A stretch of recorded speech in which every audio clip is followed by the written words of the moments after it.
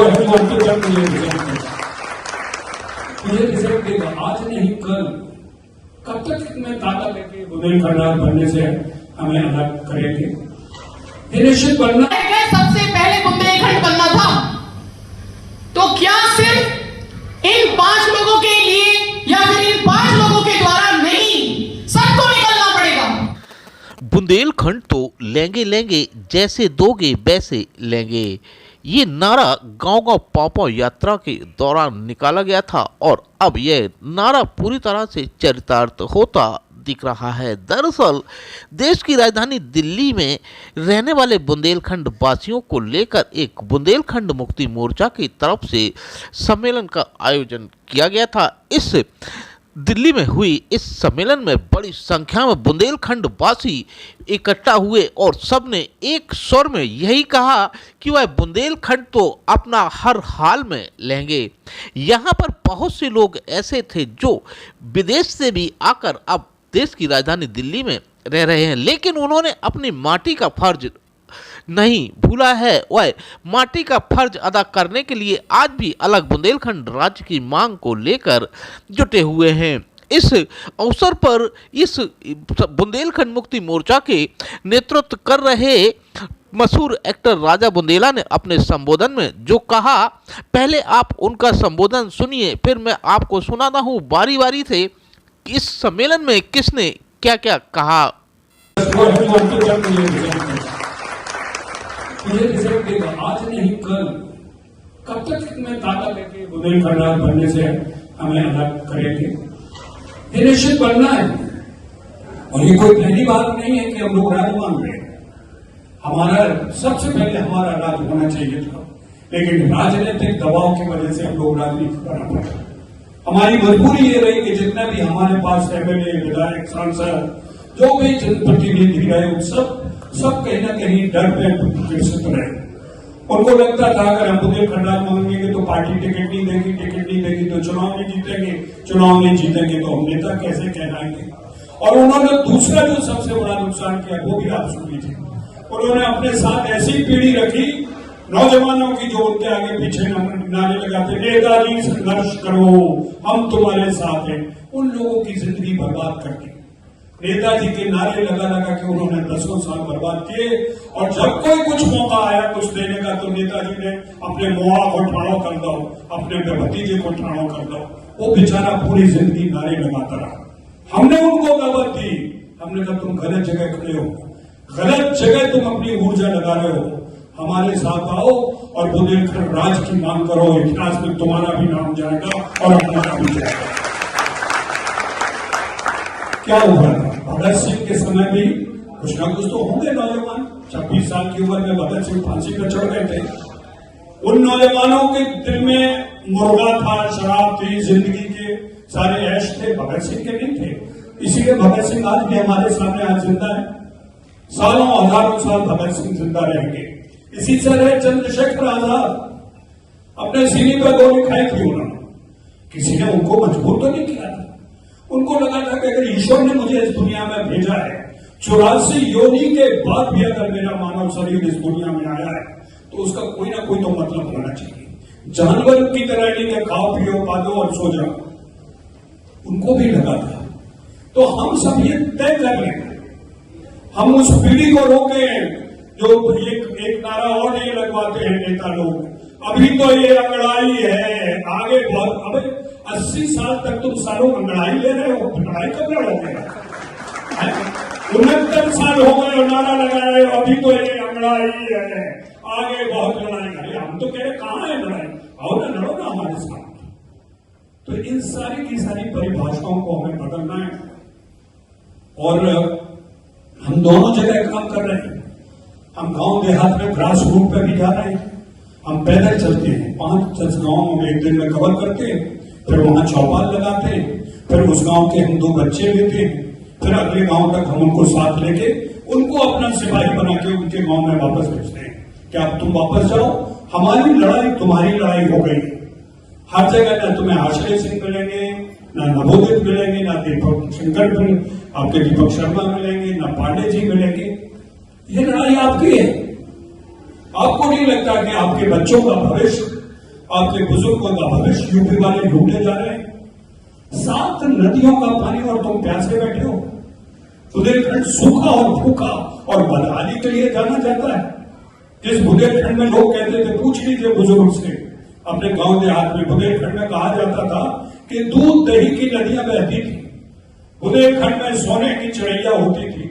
अरे दूध दही की नदियां तो छोड़ो, तुमने ये नदियां खकोल डाली, उनकी आड़तियां निकल आई जैसी भी डाल डाल के तुमने आधे निकाल दे, और वो सोन चिड़ैया को खा दो। 69 साल में 56 के बाद तब तुमने हमें अलग किया तो तुमने सिर्फ हमें लूटा। इधर हमारा पानी लखनऊ कानपुर इलाहाबाद जा रहा है, उधर भोपाल और उधर दूसरी तरफ जा रहा है। 4 जगह हम बिजली बनाए, बताया उन्होंने, हमें 18 घंटे 16 घंटे बिजली मिलती है। क्यों नहीं जा रहे तुम हमारी बिजली? हमारा तुम्हारा कोई उत्तर प्रदेश मध्य प्रदेश से हमारा तुम्हारा कोई भाषा नहीं। ये हमारा बच्चों का भविष्य है। ये बालू ग्रेनाइट पन्ना के हीरे तुम लेके जा रहे हो, ये हमारा है, हमारे बच्चों का हक है, इस पर तुम्हारा हक नहीं है। चूंकि हम सत्ता में नहीं है, चूंकि हम सत्ता में नहीं है, पावर में नहीं है, तो वो हमें लूट रहे हैं। ये तो ऐसे किस्सा हुआ कि एक बस में ड्राइवर और क्लीनर बाहर के हैं और बस में हम बैठे और बस में माल सभा माओ धरो, वो जितने चाय बांट रहे हम देख रहे हैं, क्या मैं तरह दे दू। 403 की विधानसभा में 19 तुम्हारे सदस्य, तुम्हें क्या मिलेगा? 4 तुम्हारे सांसद हैं, कहां तुमको ये क्या देंगे? बिल्कुल कुछ नहीं देंगे। और हम इसी तरह से भिखमंगे बने रहेंगे कि जो दे उसका भी भला और जो ना दे वो भी मंगा। इसीलिए हम लोग अब दिल्ली आए हैं।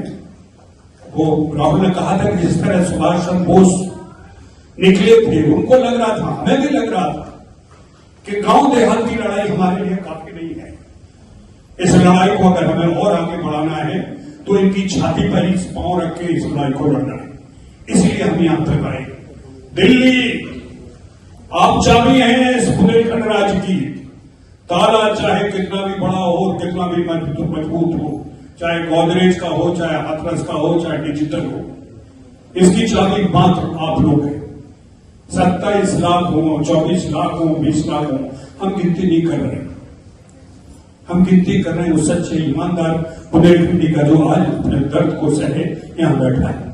आप भी तो आज छुट्टी थी, तो आपकी खाना खा पी के सोते, लेकिन आपको लगा नहीं सुनते, बुंदेलखंड की बात है, इसमें क्या क्या क्या है जो हमें इसमें सुन सकते हैं? तो वो चाबी आप है। 1 नवंबर को हमें 2 भागों में बांट के अलग कर दिया था। वो हमारे लिए काला दिवस है। इस 2 नवंबर को चूंकि इतवार पड़ रहा है, हम नवोदित भाई और दीपक शर्मा जी सब लोग मिला के, राजेंद्र बढ़िया जी, 2 नवंबर को हम मालवंकर हॉल में, अभी हम जनपद पे नहीं जा रहे हैं, अभी जंतर मंतर पे भी नहीं जा रहे हैं, और अभी हम वहां पर भी नहीं जा रहे हैं, तालकटोरा गार्डन या रामलीला मैदान। समझ लीजिए ये योजना है, इसमें हम आपका साथ चाहिए, आपका सहयोग चाहिए, क्योंकि इस सभा के बाद हम लोग बैठ के चर्चा कर लेंगे। लेकिन जो अभी एक रफ ग्राफ है वो मैं आपको बता दूं। सितंबर में हम लोग महोबा की यात्रा खत्म करेंगे, अक्टूबर में हम लोग बाला करेंगे, नवंबर में हम ये दोनों को जगा के नवंबर 2 नवंबर को 3 नवंबर को इतवार और शनिवार 2 दिवसीय हम मालवंकर हॉल में एक वो कर रहे हैं, बहुत बड़ा धरना प्रदर्शन। वहां पे हम चाहेंगे कि जितने भी हमारे ये 18 संगठन हैं, हमारे साथ जो संयुक्त मोर्चा में हैं, उनके पदाधिकारी एक एक करके बोले पहले दिन। दूसरे दिन हम लोग जो हमारी मांग है, और उसी दिन हम उसी मालवंकर हॉल से गृह मंत्री, प्रधानमंत्री और राष्ट्रपति तीनों को हम ज्ञापन देंगे कि इस फला तारीख तक हम इंतजार कर रहे हैं, 2026 की फला तारीख तक हम इंतजार कर रहे हैं। अगर आपने हमें बुलाया नहीं, हमसे बुंदेलखंड के लिए चर्चा नहीं की, तो फिर हमारा आंदोलन होगा, फिर हम नाम धार्मिक घटना सिंह जी की कविता में आ जाएंगे, और वही हमारा एक वो होगा। और मैं भी आपसे बार बार कहता हूं कि हम लोग विचार देने आए हैं आपके पास। आप तलवार उठाइए, आप बंदूक उठाइए, आप कलम उठाइए, खंजर उठाइए, ये आपको तय करना है। आपको अपनी सामर्थ्य देखनी है, आप किस चीज के सामर्थ्य है? मैं तो नहीं कहूंगा कि कोई बच्चा उठा के बंदूक लेके किसी को मारे, लेकिन अगर वो ये मानता है, भगत सिंह उस वक्त ये मानते थे कि आप लोगों को संसद में बम फेंकने से पूरे रात पूरे देश में चर्चा होगी, उन्होंने बम फेंका। गांधी जी अपनी नीति के हिसाब से चल रहे थे। यह आपको तय करना है, संगठन की रूपरेखा भी आपको तय करनी है। आप बनाइए इकाइयां, अपने गांव में इकाई बनाइए, आप गांव में अपने लोगों को स्टूडेंट्स का बनाइए, वकील का बनाइए, डॉक्टर का बनाइए। जब तक आप फैलाव नहीं करेंगे, हमारे निर्देश, हमारे लोगों के कोई आला कमान नहीं है। आप ही आला कमान है, तय तो करिए आपके। अब जब आप आला कमान बन जाएंगे तो ये भी सोचिए, फिर जिम्मेदारी भी आपको पता चल जाएगी। आप फिर गलत फैसला नहीं लेंगे। जब आप खुद ड्राइविंग सीट पे बस चलाएंगे तो आप पेड़ में थोड़ी घुसेड़ोगे, सड़क के नीचे थोड़ी घुसेड़ोगे, आप भी एहतियात से चलाएंगे। इसलिए मैं कह रहा हूं आला कमान खुद बनिए। और हमें बताइए बुंदेला जी, ये आश्रय सिंह जी, नमोद जी, ऐसा कार्यक्रम हमने तय किया है, आप आएंगे, हम आएंगे। और जब तक ये भावना हमें नहीं बनेगी कि हम खुद इसकी अगुवाई करें, हम खुद इसकी लीड लें, तब तक हम दूसरों के भरोसे खड़े रहेंगे। और यही बात परसों माननीय प्रधानमंत्री जी ने ये कही है अपने 15 अगस्त के भाषण में कि दूसरों पर निर्भर मत रहिए और दूसरों को कोसिए भी मत, खुद एक बड़ी लकीर खींचे, तभी लोग आपकी ओर देखेंगे, तभी लोग आपको मानेंगे। एक और अजब किस्म की हमारे समाज में, खासकर हम लोग इंडिया में एक अजब समस्या है। अरे हमारी तो भैया किस्मत ही खराब है, हमारे घर वाले ही खराब है, हमारा मोहल्ला ही खराब है, हमारे जात के लोग खराब है, धर्म खराब है, खराब करते रहे। कभी आईने में मुंह देखिए और दिल पे हाथ रखिए कि आपने समाज के लिए क्या किया है, आपने अपने समाज, अपने देश, उसके लिए क्या किया। दूसरों को दोष देना बड़ा आसान है भाई, इसमें दो ही चीजें करिए, संकल्प और समर्पण। हर आंदोलन के दो ही स्वरूप होते हैं और एक स्वरूप के बाद दूसरा है। हमें संकल्प करना है कि हमें राज के लिए खड़े होना है, राज के लिए हमें जी जान से, कोई नहीं मारता आपको। और ना जो 1 रुपए की बात है वो दीपक शर्मा जी की अपनी है। हमने 20 साल के पूरे यात्राओं में, पूरे में कभी किसी से पैसे की बात नहीं कही, लेकिन इन्होंने कहा कि 1 रुपए से भी आदमी जुड़ेगा, उसकी भावना होगी, वो उसकी सामर्थ्य है कि वो 1 दे, 2 दे, 10 दे। हमने कहा ये आप अपनी बात कहिएगा और जिनको इससे इस रूप से जुड़ना है तो जुड़े। तो पहले आपको संकल्प लेना है कि मैं अपने राज्य के प्रति संकल्प लेता हूं और पूरी हिम्मत से, शिद्दत से, पूरी ताकत से लगूंगा, और तभी वो समर्पण का भाव होगा। सिर्फ आपके ये 2 भाव अगर आपके हो गए, संकल्प और समर्पण के, तो निश्चित तौर पर हालात बदल रहे हैं। आप सब पढ़े लिखे लोग हैं, इसमें कोई बताने की जरूरत नहीं है। 2026 के बाद 2027 में आपका पूरा का पूरा देश का एक सर्वे होगा। सर्वे के बाद उत्तर प्रदेश की विधानसभा जो आज 403 है, वो कम से कम 700 परिसीमन के बाद 700 तक होगी। अभी 80 के लगभग वहां पे लोकसभा है, वो 120 और 140 से होगी। तो आप मान के चलिए 27 करोड़ की आबादी वाला प्रदेश, जिसके 108 लोकसभा के सदस्यों, 700 विधानसभा की कोई नहीं रखेगा। उनको उनके हालात ऐसे बन रहे हैं, मजबूरी ऐसी बन रही है, ये हमारी किस्मत है कि ऐसे मौके पर हम अपनी मांग खड़ा कर रहे हैं जब उनको मजबूरन हो कि हमें मानना होगा। चौधरी साहब बैठे हैं हमारे साथ। चौधरी साहब, आपकी भी बहुत पुरानी मांग है, मैं कई बार गया हूं। विदर्भ हमारे साथ है, विदर्भ तो हमसे भी अभागी है, विदर्भ की विधानसभा है, विदर्भ का सब कुछ है, फिर भी इनको विदर्भ राज्य नहीं बनने दिया है। तो अब हालात ऐसे हैं, इस देश को छोटे छोटे राज्यों में बंटना चाहिए। और कई बार जब जैसा उन्होंने कहा है कि हमें विद्रोह ही करना पड़ेगा, विरोध करना पड़ेगा, लड़ना पड़ेगा, तो कृष्ण ने भी यही कहा था कि जब अन्याय अपनी चरम सीमा पर हो और पापी जब न्याय और समाज की व्यवस्था को न माने, तो उस वक्त युद्ध ही अच्छा होता है। तो हम युद्ध के लिए तैयार हैं। बुंदेलखंड राज्य के लिए तैयार हैं। एक और सुझाव था माननीय नवोदित जी का, जो हमें बहुत उचित लगा। हमने कहा हम सभा में सबको कहेंगे। मैंने ये गली में ये जो कहना है, ऐसा हम ये मान के चल रहे हैं कि बुंदेलखंड संयुक्त मोर्चा या बुंदेली सेना का एक केसरिया रंग का ऐसा एक वो हो, स्कार्फ या रुमाल जो सबके गले में हो।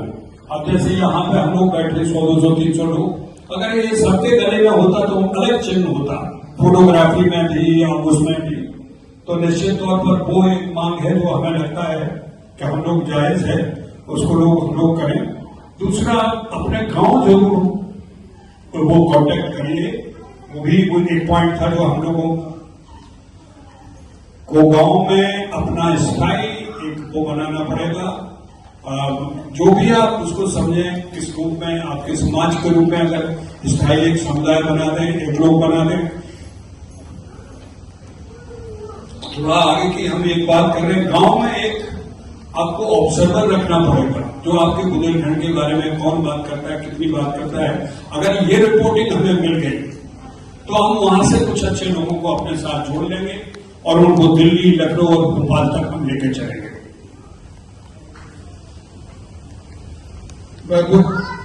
दूसरा, एक स्पोर्ट्स और सिनेमा, ये दो महत्वपूर्ण चीजें हैं जिनसे यूथ जुड़ता है। तो आपके परिवार में अगर कोई ऐसा लगे तो गांव देहात में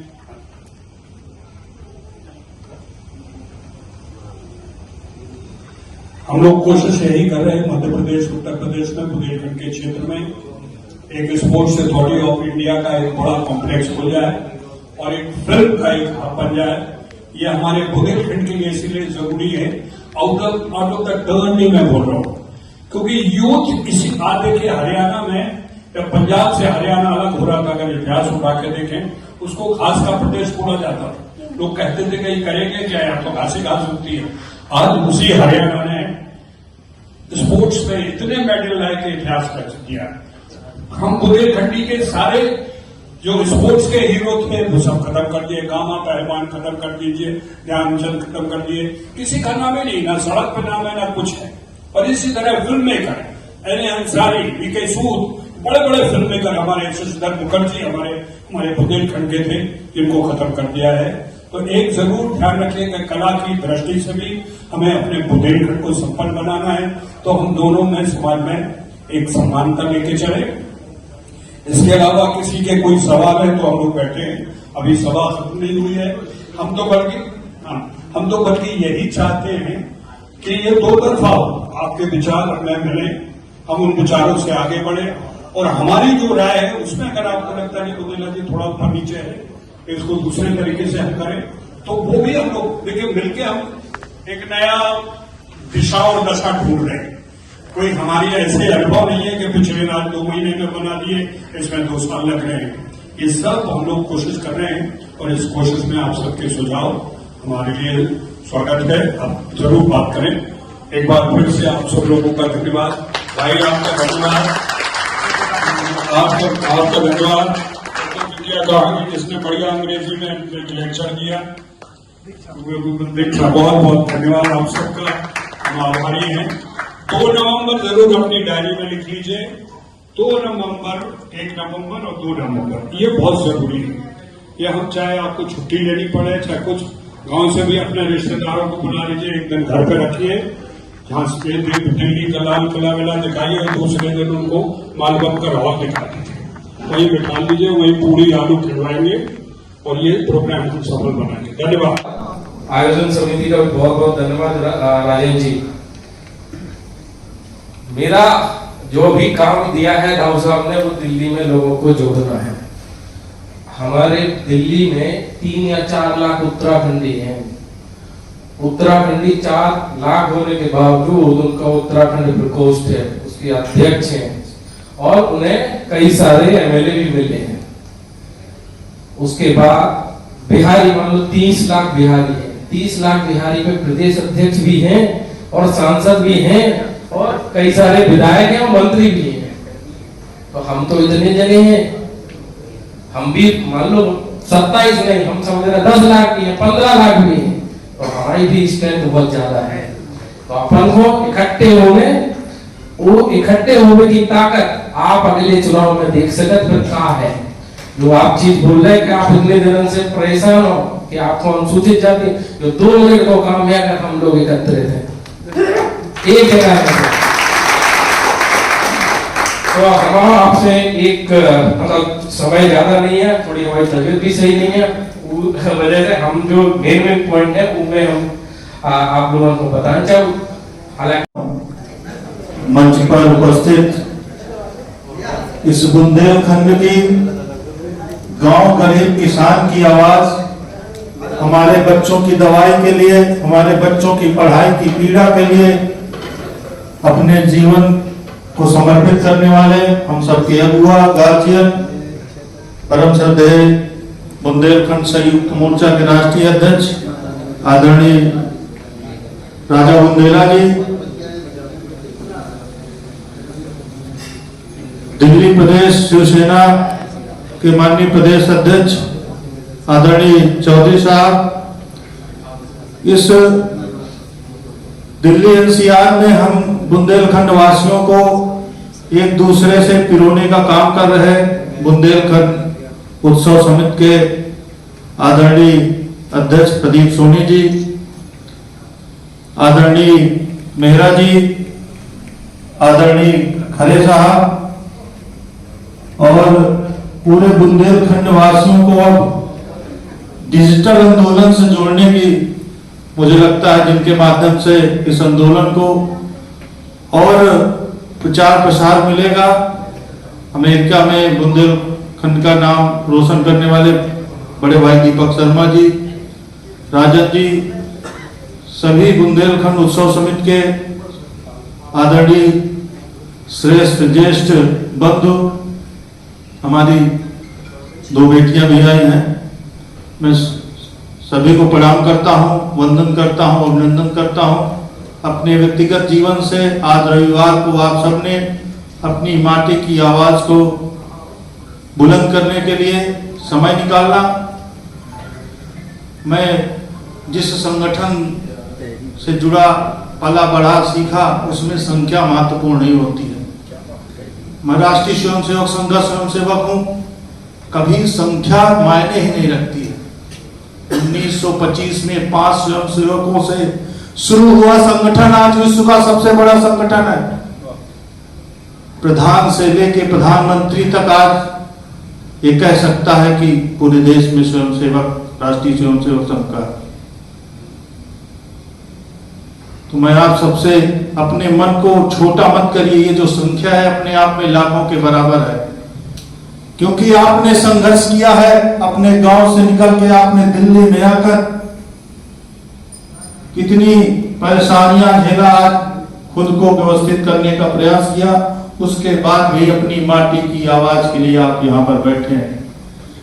लेकिन एक प्रश्न पूछना चाहता हूं उन लोगों से जो हमारे वोट को लेकर दिल्ली में बैठते हैं, लखनऊ में बैठते हैं, भोपाल में बैठते हैं, उनके बच्चे हवाई जहाज से निकलकर विदेशों में पढ़ते हैं, लेकिन आज भी हमारे गांव के बच्चे हवाई चप्पल को तरसते हैं।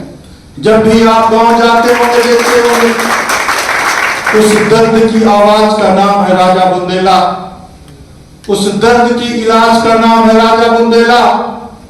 बहुत हुआ, अब समय आ गया है, हम सबको थोड़ी सी जिम्मेदारी निभानी होगी, क्योंकि उन्होंने तो पूरा जीवन ही अपनी माटी के लिए बलिदान कर दिया। अब जिम्मेदारी हमारी है। जब 1956 में बुंदेलखंड को यूपीएमपी में बांटने का काम तत्कालीन कांग्रेस सरकार द्वारा किया गया, उन्होंने ये भी नहीं सोचा था कांतानाथ भगवान की जो परिक्रमा हम लोग करते हैं, सब लोग जाते हैं, पूरा बुंदेलखंड वासी पैदल जाता अपने गांव से, उसको भी यूपीएमपी में बांटने का काम किया।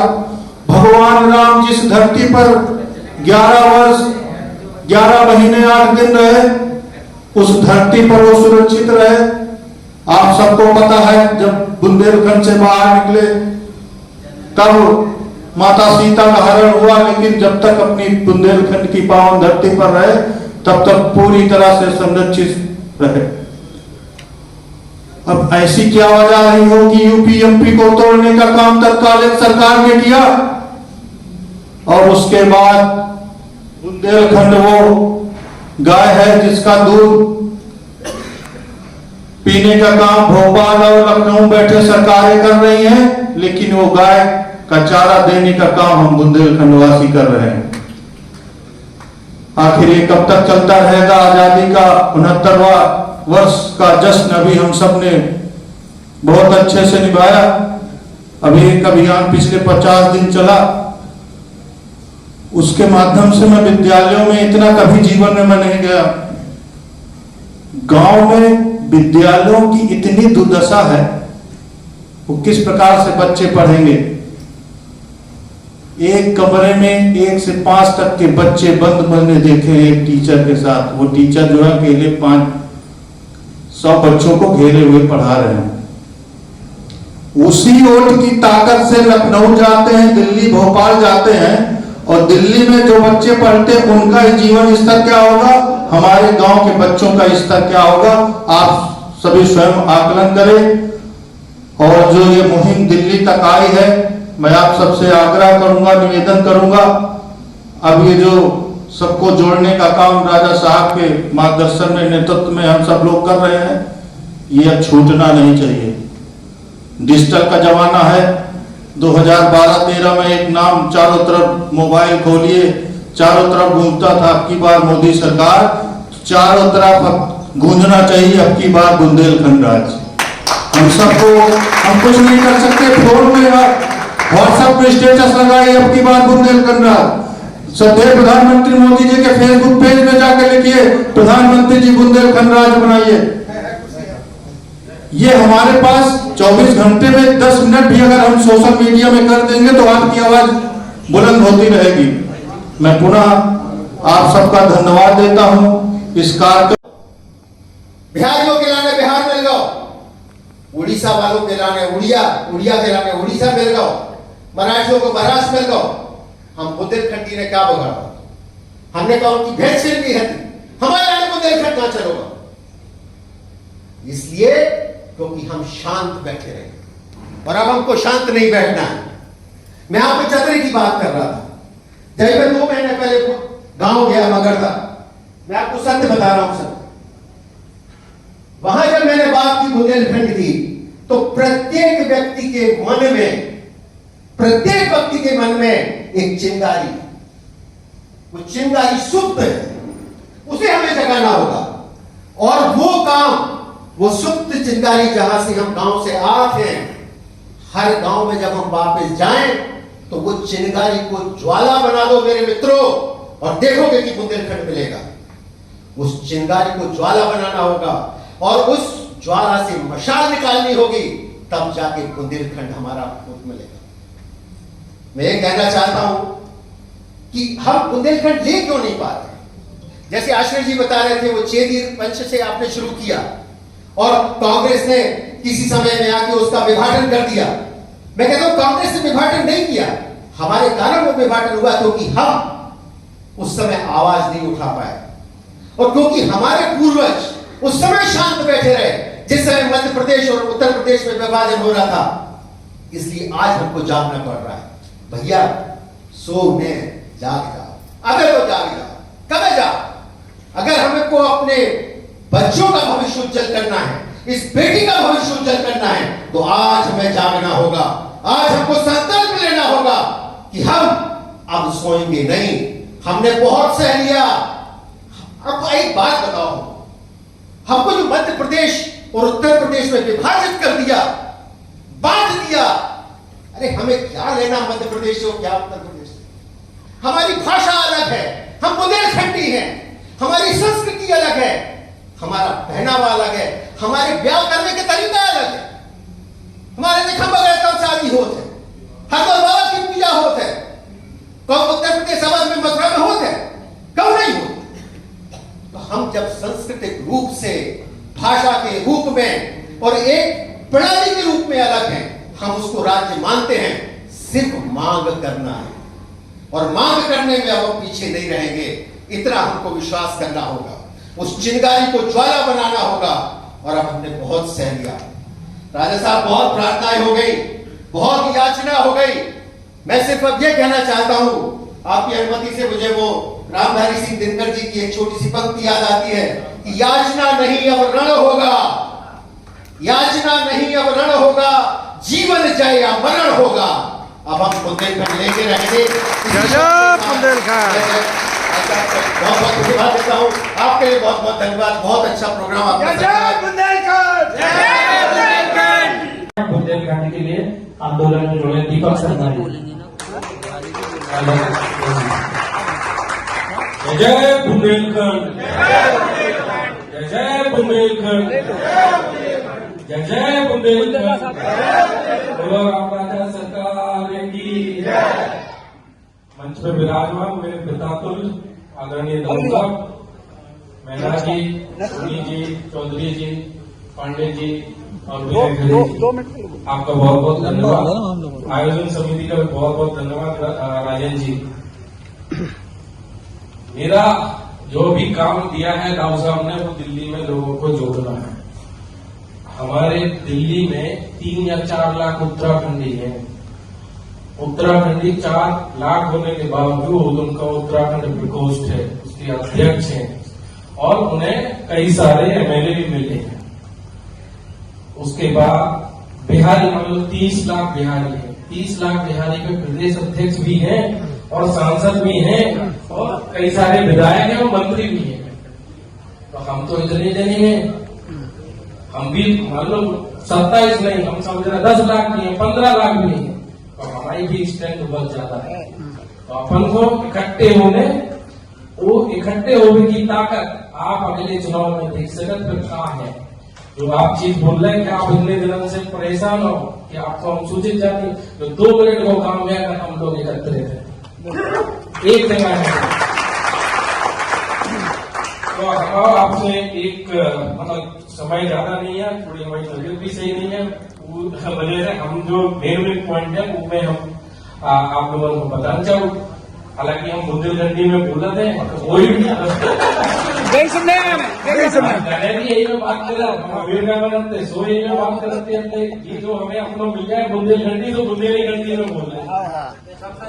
तो जहाँ हमारी अमेरिका में भी नहीं छूटी, इधर भी नहीं छूटी और ना के लोग छूटे। तो देखो, कोनो भी आंदोलन हो, वो आंदोलन में 2-3 चीजें बहुत जरूरी है। एक तो हमारी संख्या, एक हमारी विल पावर, कि हम कितने समर्पित हैं वो आंदोलन के नाते। आज अगर हम मेहनत कर लें तो हमारी आने वाली पीढ़ी थोड़े मजे में रहे। जो भूखे रह रहे होते, पढ़ गए स्कूल नहीं है, उनके लाने कछु हो जाए। हमारे इतना खनन है, सारा खनन का पैसा लखनऊ जा रहा है, सब लखनऊ जा रहा, भोपाल जा रहा और सब जगह जा रहा है, सिर्फ बुंदेलखंडी को नहीं मिल रहा। हमारे जिला में ललितपुर में 7 बांध है, तो ललितपुर में बिजली के घंटा आओ 16 घंटा 17 घंटा सबरी बिजली जा रही कानपुर, लखनऊ और मध्य प्रदेश। बुंदेलखंडी को कछु नहीं मिलता। अगर यही सब चीजें हमारे बुंदेलखंड राज्य में है और वो बन जाए तो झांसी राजधानी बन जाए और सब जनों को 24 घंटा बिजली भी मिले, रोजगार भी मिले। अब इनने जो बना था डिफेंस कॉरिडोर, क्या फायदा हुआ पास में? कोई नौकरी मिली, पता है कौन को मिलेगा? नहीं, कुछ फायदा ही नहीं। हमें अपने लाने खुद आगे बढ़ के जो काम करने हैं। हालांकि अब हम तीसरी चीज बता रहे हैं जो बहुत जरूरी है, वह है वो भी आंदोलन करने के लाने फंडिंग की जरूरत। बिना पैसा के कछु नहीं, और बिना पैसा के कछु नहीं है। ये वजह से हमें आप और हमसे, चाहे आप 1 रुपया दो, चाहे 10 रुपया दो, चाहे 100 रुपया दो, लेकिन हमें आपसे 1 रुपया कम से कम जरूर चाहिए।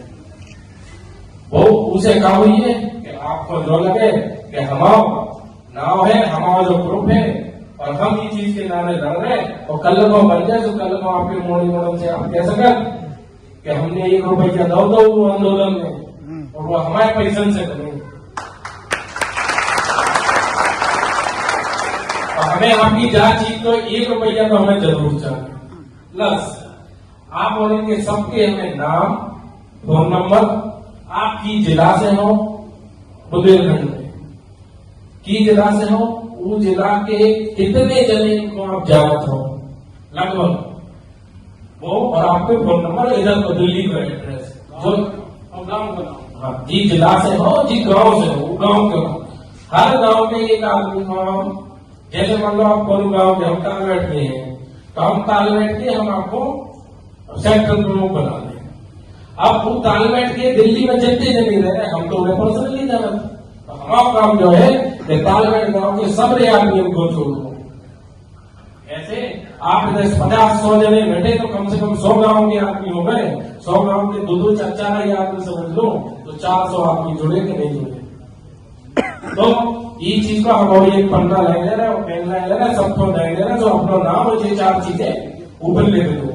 अपना एक व्हाट्सएप ग्रुप है, फेसबुक पे पेज है। आजकल वो जो समय सब बोल रहे हैं ना कि जंग को नहीं है, युद्ध को नहीं है, आज समय होगा डिजिटल मीडिया के युद्ध को।